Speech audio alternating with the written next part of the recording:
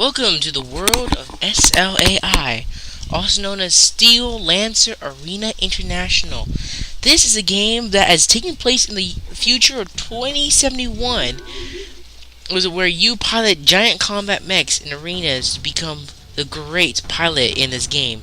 Help Konami in 2005, you actually play as a player that actually first enter into the world of Haven, which is considered the giant server that houses you and any of your mechs.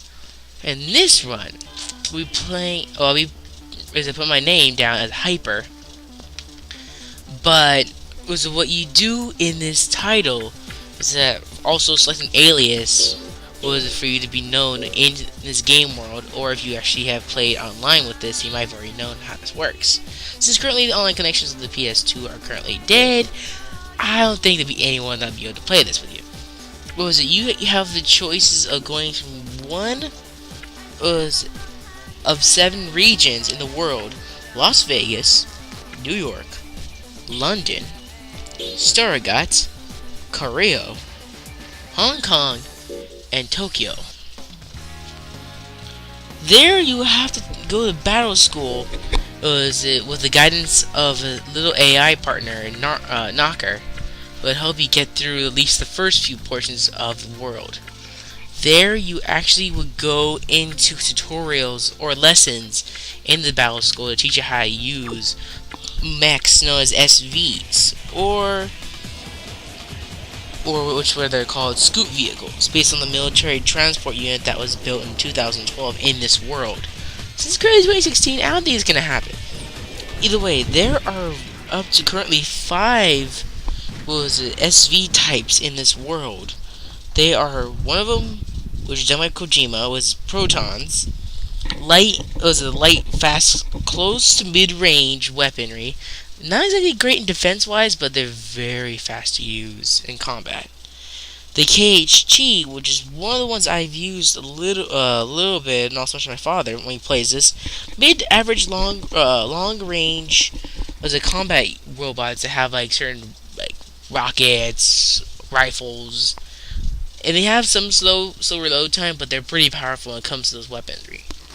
The Korea, multi-purpose weapon kind of transport unit, which can help you along the way.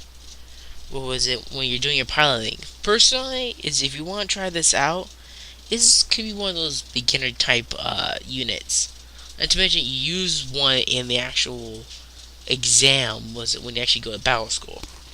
Zwergs are the armored melee kind of like up to close and personal weapons. They actually are very helpful when they come to actual combat in the arena. Hartmans, which are very hard to master personally, are great armor and great power potential. Each of these specs have been customized with weaponry that can be placed on the arms and shoulder parts.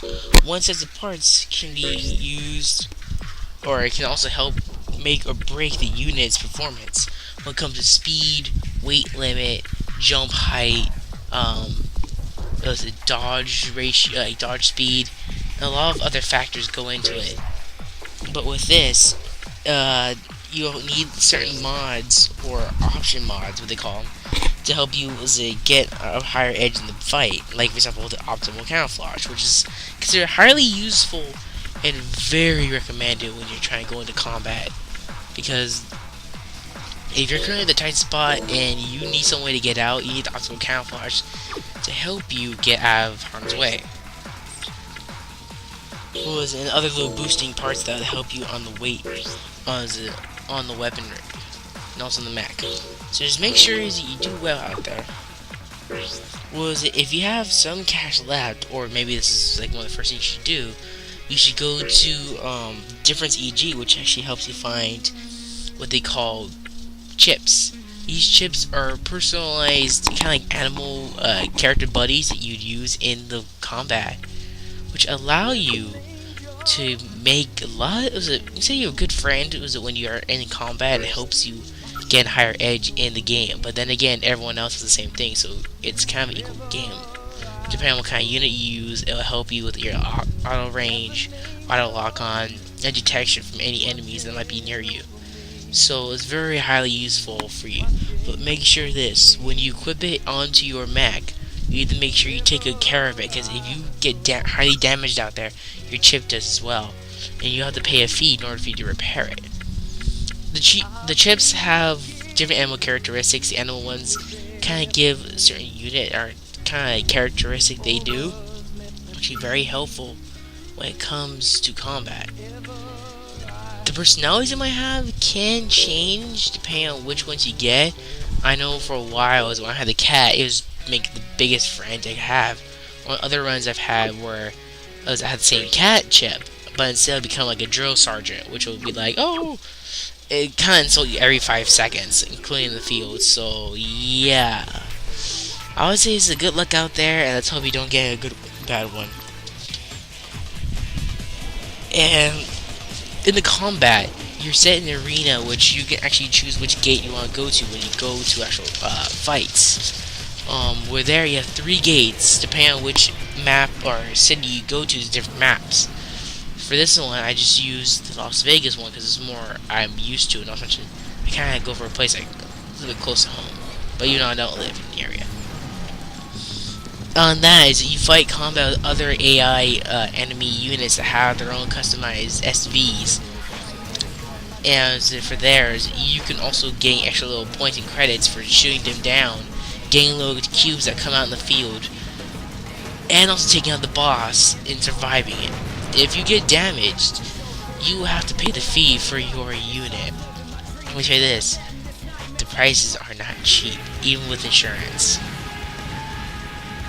So it's highly advised that you take good care of your units. Well, usually how it works is that you get sent out in the field, you take out the enemy units. If most of them have the skulls, that means you've already taken them down. You just need to take care of the ones that haven't been marked with the skull. Once that happens, enemy boss unit will come out with a red health bar. And from there, it's depending if you're fighting in the day or night in the class, there's different foes. So if you win those, you get the rank of that day or night. It's highly advised to get all of them into day and night and go from like D, C, B, and A. But make sure you also have to make sure you modify your units as well, or else your unit might be in deep trouble. As I've had personal experience with this, and modifications are highly needed. But one thing for sure is that once you head out into the field, it's up to you. It's survival. Especially you have on your weaponry, you have, except unless you have a close range weapon, you have a limited amount of ammo what you can use. Not to mention, if those little parts get ruined, they will go down. They will. And once you lose them, or not lose them, but like get them destroyed or lose ammo, you cannot jettison them at all, like in other games like Armored Core. So you have to be very careful what you use out there, and make sure you use sparingly. Unless you can find those green ammo cubes out in the field, which are in specific spots where they have like a drop zone. Health will come in as well, but it's very scarce. So it's highly advised that you would be on your toes when it comes to stuff like this.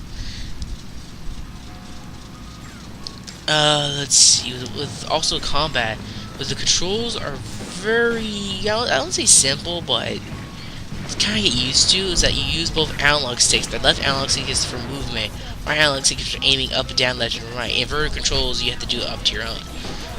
To use the arm weapons, you have to use your R2 and L2. So it might be a little bit different for you, and also the shoulder weapons are your R1 and L1. The triangle is what you use for optical camouflage, which helps you gain an edge in the fight, unless the enemies have like those grenades that actually expose you from the optical camouflage. Then you're currently screwed. Or if the enemy has like one of the things, a Hartman drill kind of ish weapon, then yeah, they can knock off your OC or really fast, and you won't be able to use it for the rest of the fight. So just be safe out there, pilots, and have a good time.